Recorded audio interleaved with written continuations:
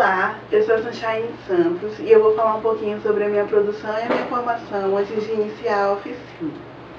A minha formação é pelo Instituto Federal do Maranhão, campus Centro Histórico, e pela Escola de Cinema do Maranhão, onde eu cursei direção de fotografia. Em relação à minha produção fotográfica, além de participar de salões de arte contemporânea do Estado, eu idealizei e coordenei o coletivo fotográfico Os Traços da Nossa História durante 2 anos consecutivos. No primeiro semestre de 2018, eu ocupei a Galeria Trapiche com a instalação Meu Nome Não É Mãe.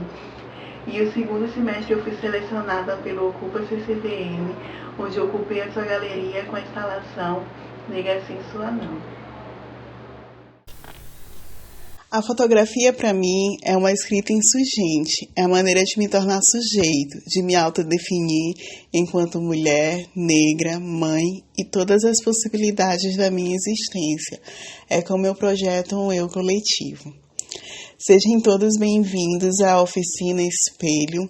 O objetivo da oficina é fomentar um exercício expressivo imagético, então ela foi pensada de caráter introdutório. A gente quer realizar um diálogo com iniciantes.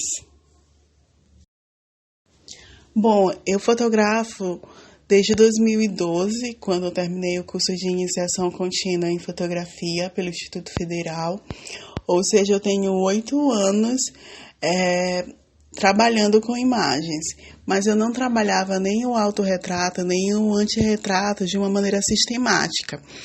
Com o período da pandemia, do isolamento social, eu senti esse desejo de sistematizar uma pesquisa sobre o autorretrato, e aí eu produzi alguns ensaios, e ao longo desse período eu senti esse desejo de formatar uma oficina, né, e trabalhar algumas questões, a princípio iniciais, né, introdutória.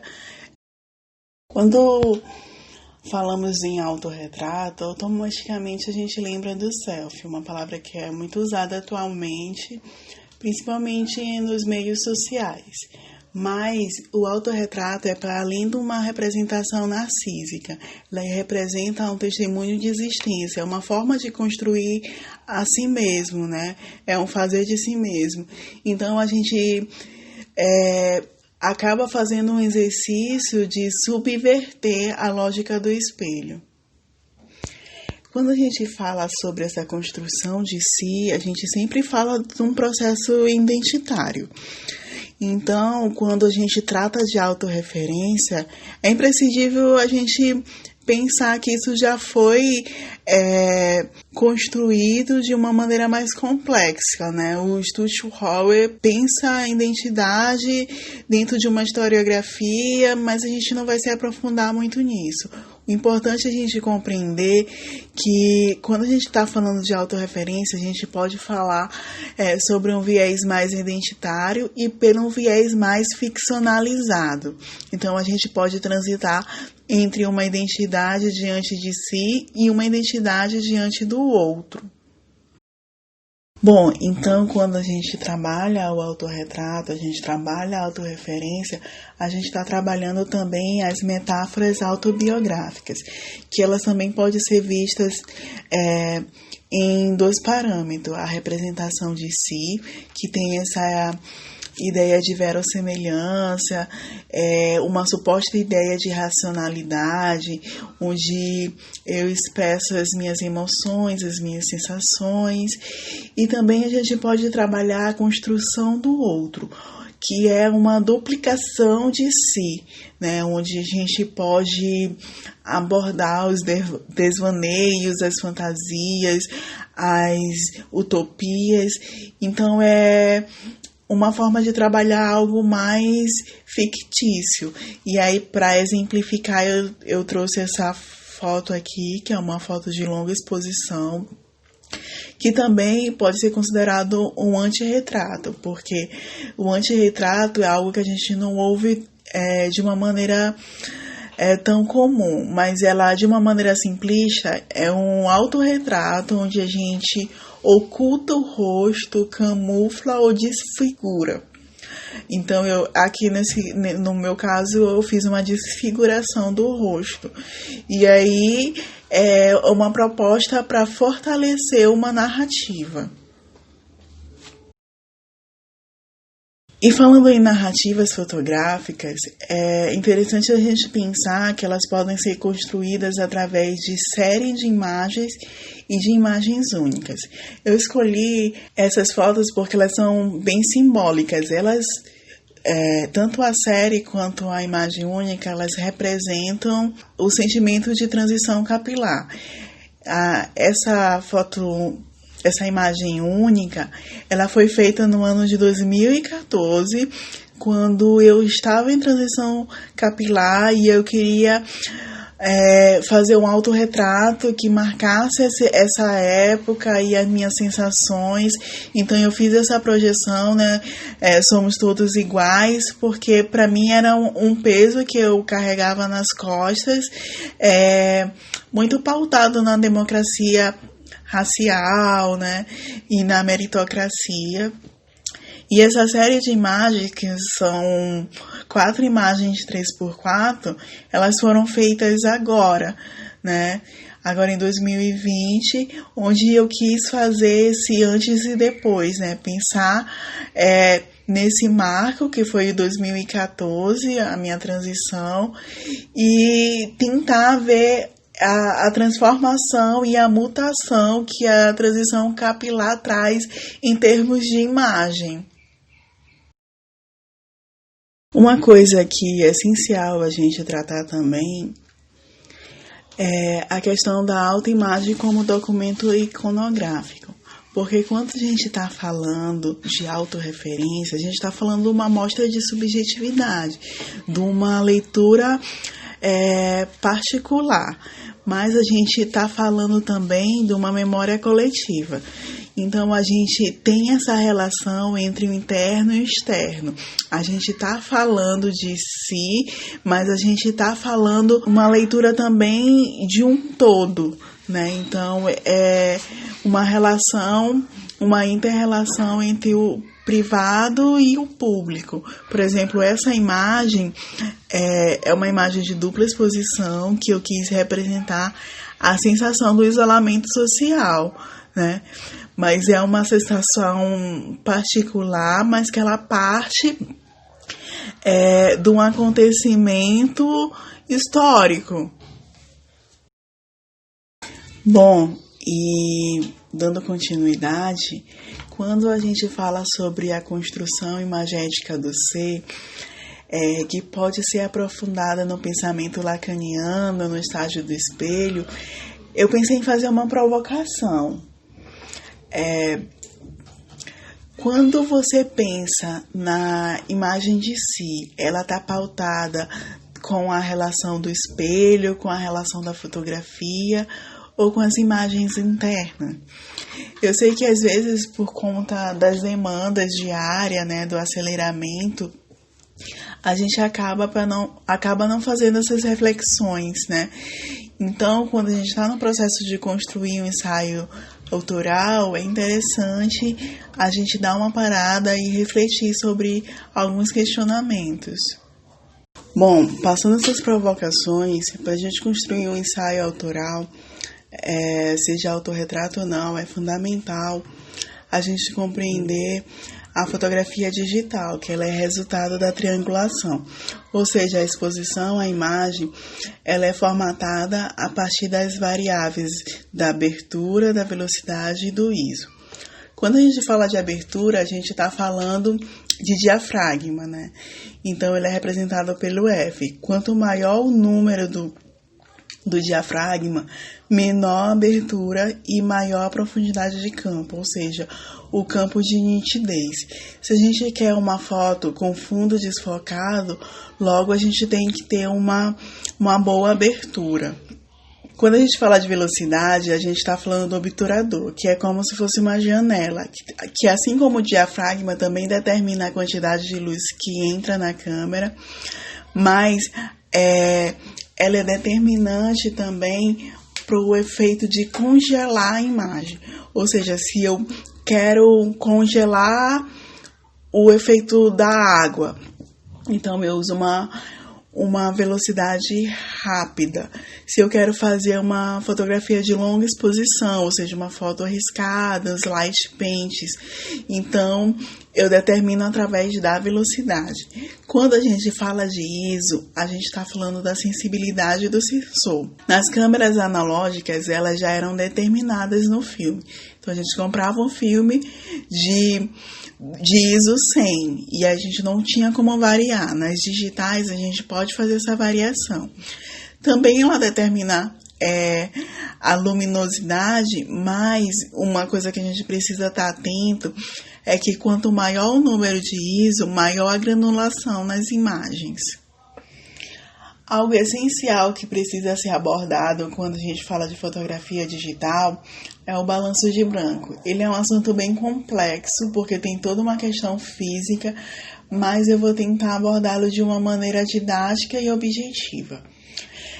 Um exemplo bem comum é o olho humano. Por exemplo, o olho humano, ele se adapta à luz do ambiente, mas a câmera não. Se eu estou numa luz incandescente, a tendência é a câmera me dar imagens mais amareladas. Então, eu preciso fazer esse ajuste. Lógico que esse ajuste ele tem que estar pautado na nossa intenção, mas ele é crucial na determinação da temperatura de cores. Ou seja, se a gente quer imagens mais quentes ou imagens mais frias.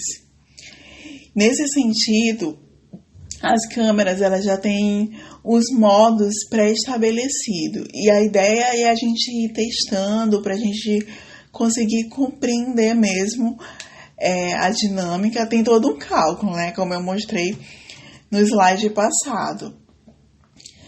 Mas assim, para quem está iniciando na fotografia, o ideal mesmo é ir testando cada um dos módulos, vendo a sua variação e usando segundo as suas intenções. Uma coisa essencial a se compreender sobre fotografias é a composição, né? A composição ela pode ser feita através do enquadramento, da profundidade de campo, da utilização de recursos que guiem o olhar. É sempre interessante a gente escolher o assunto, né? Saber qual é o assunto principal e quais serão os assuntos secundários. Uma coisa que é muito utilizado é a regra dos 3/3, que essa grade, ela já pode até ser utilizada em celulares e se compreende que as interseções desses terços seriam o lugar onde que despertaria mais interesse do leitor, né? Então, é uma das formas, também não é uma regra que tem que ser levada de maneira rígida. E, para além do enquadramento, eu trouxe como referência a Silvana Mendes, porque até uma máxima assim, que eu ouço muito. Com essa câmera, qualquer uma pode tirar uma boa foto. E aí eu pedi, a autorização da Silvana, que é uma fotógrafa maranhense, que trabalha muito com mobigrafia, ou seja, com fotografias de celulares, exatamente para ir contra essa máxima. Porque o equipamento ele pode te dar possibilidades, mas o que determina uma boa foto é um olhar. E a Silvana tem um olhar incrível. Então, quando a gente está num processo de construção, de composição fotográfica, algumas coisas é legal a gente observar. Como, por exemplo, a luz e a sombra. Nessa foto ela trabalha isso de uma maneira muito bonita. As cores de uma forma geral, as texturas.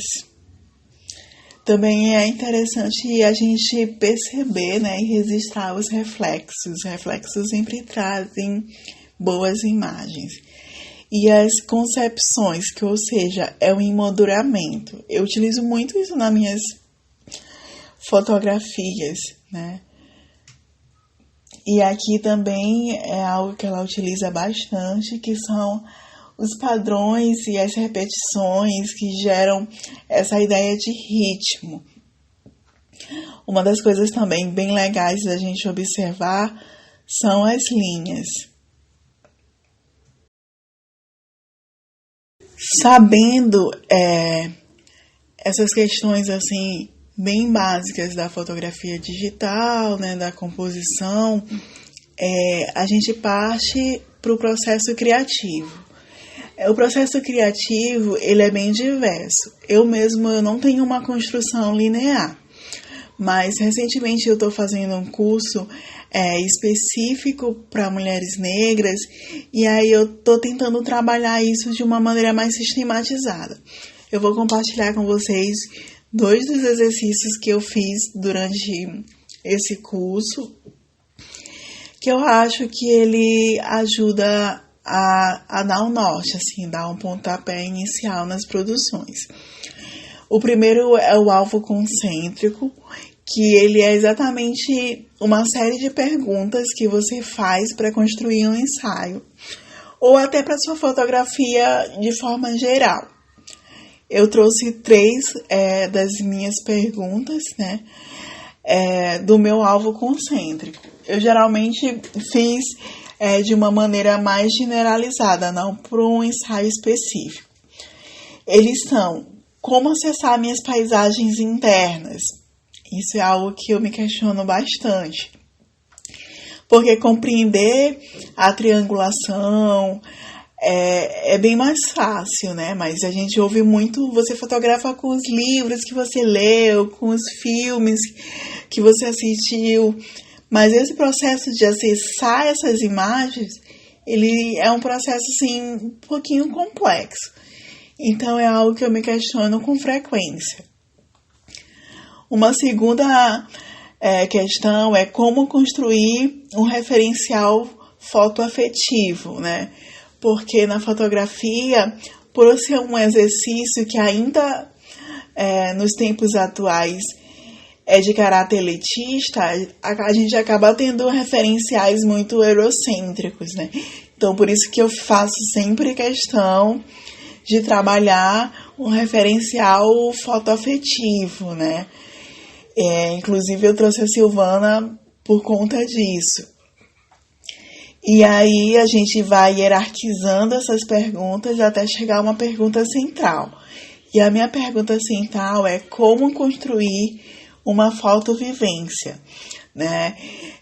As minhas fotos, elas são impregnadas de subjetividades, então eu desejo, né, assim, meio que parafraseando a Conceição Evaristo, trabalhar essas vivências minhas dentro desse processo de construção imagética. Um exercício que foi trabalhado também nesse curso foi a carta para o eu, né? Então, é um exercício que eu acredito ser muito interessante. Você pode fazer a carta para o seu eu do passado, para o seu eu do presente ou para o seu eu do futuro. Eu trouxe para vocês um pequeno recorte da carta para o meu eu do passado.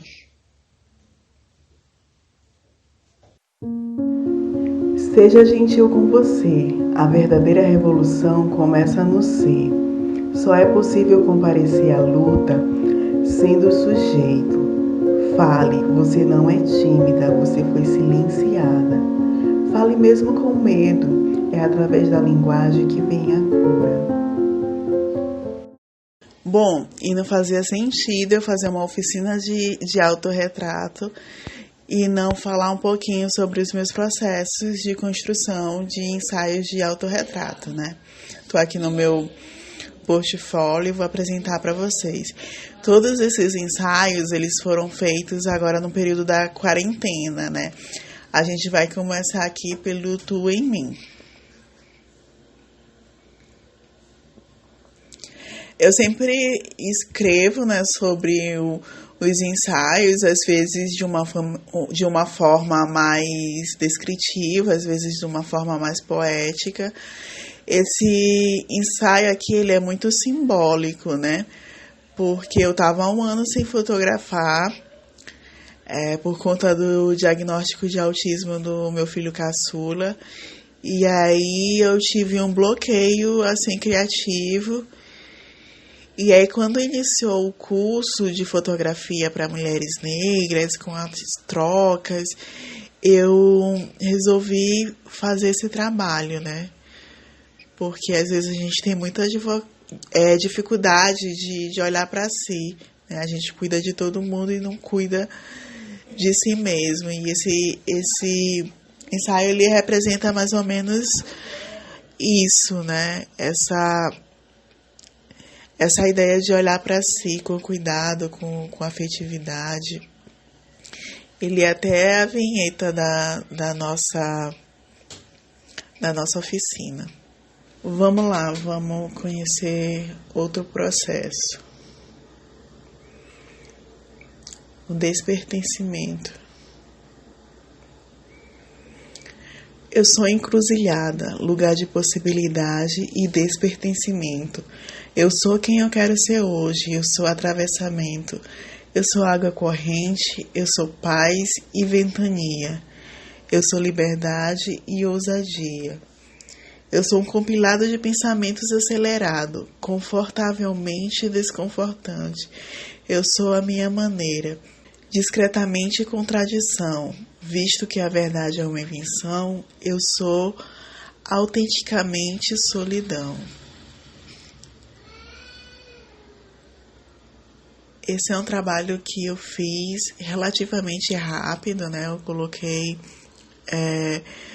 o tripé no box do banheiro e aí eu coloquei uma velocidade rápida, né? Para ter esse efeito de congelamento. E aí, sempre quando a gente trata de autorretrato, a gente trata de autodisparo, né? A questão, assim, que pesa mais é a questão de fazer o foco, né? Eu geralmente boto no foco manual para facilitar. E aí, como já falei, né, utilizei a velocidade rápida para fazer esse efeito. Esse ensaio representa muito a fluidez, né? Eu sou uma pessoa muito fluida, assim, que gosto de pensar possibilidades, de não estar restrita nem limitada, e aí ele representa muito isso. Agora eu vou mostrar para vocês uma sequência de 3 ensaios que eles têm um sentimento em comum. A gente vai começar pelo visagem. Esse ensaio, ele fala muito sobre feridas coloniais, né, como a Grada Quilombo fala.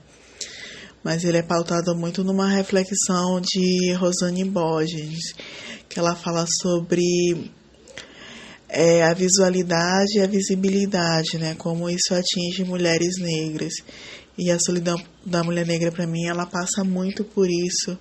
Né? E aí eu quis trabalhar isso nesse ensaio. Vocês podem perceber que eu faço uma desfiguração no meu rosto, né? Exatamente para essa ideia de que, às vezes, a pessoa me vê, mas ela não me enxerga, né? Ela não consegue me perceber dentro das minhas particularidades, e aí eu sinto minha subjetividade anulada, né? Como se eu estivesse só para cumprir uma cota. E aí aqui eu utilizo a câmera no tripé e eu uso a longa exposição, né, que me possibilita fazer essa ideia de desvaneio, né, essa imagem borrada, arriscada. Agora eu vou apresentar um ensaio que ele é relativamente um ensaio bem curto, mas que ele foi bem trabalhoso.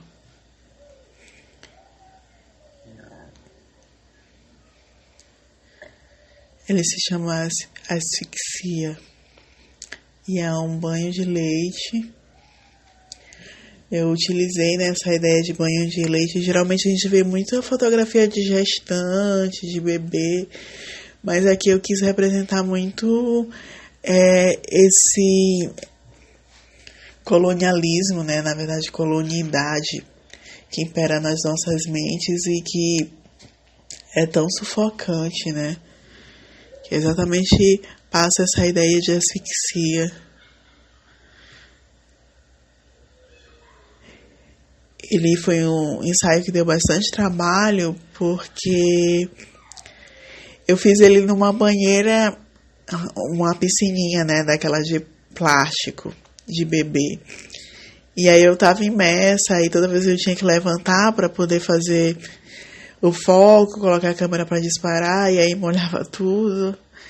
Mas foi um trabalho assim que eu gosto também bastante do resultado.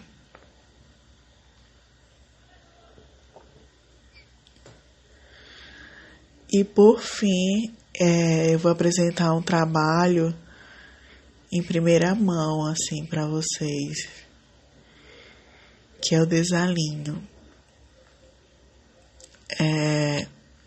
Esse aqui é um trabalho que, como eu falei, né, ainda não foi publicado, que é feito em parceria com o Coletivo ABB, né, que é um encontro de SP, Paraíba e Maranhão, onde 4 mulheres negras, né, que decidiram pensar esse coletivo, trabalham esse processo de sair do casulo, né?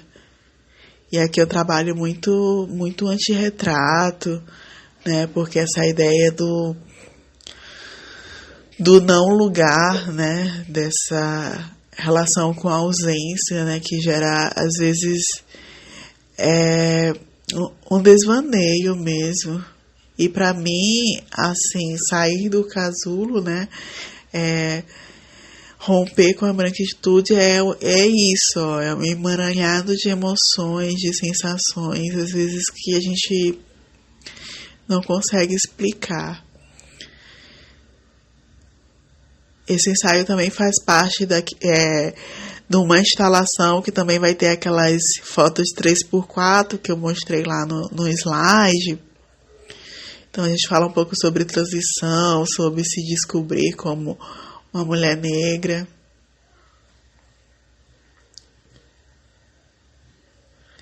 Eu espero muito que vocês consigam se inspirar nesses trabalhos. Bom, assim a gente finaliza a nossa oficina com a frase da Frida Kahlo: pinto a mim mesmo porque eu sou sozinha e eu sou o assunto que eu conheço melhor. A Frida é sempre um referencial quando se trata de autorretrato. Então, eu agradeço muito a todos vocês. Eu sei que é muito difícil, né, ministrar uma oficina nesse processo de pandemia, onde a gente não consegue ter essa troca, né? Esse formato se torna muito limitador. Para mim foi muito desafiador trabalhar isso, né? Porque eu já tinha ministrado outras oficinas, mas eu acho que essa troca é sempre muito enriquecedora. Então eu espero muito ter me feito compreensível e que vocês possam de fato utilizar as colocações, os exercícios e trabalhar na sua produção imagética.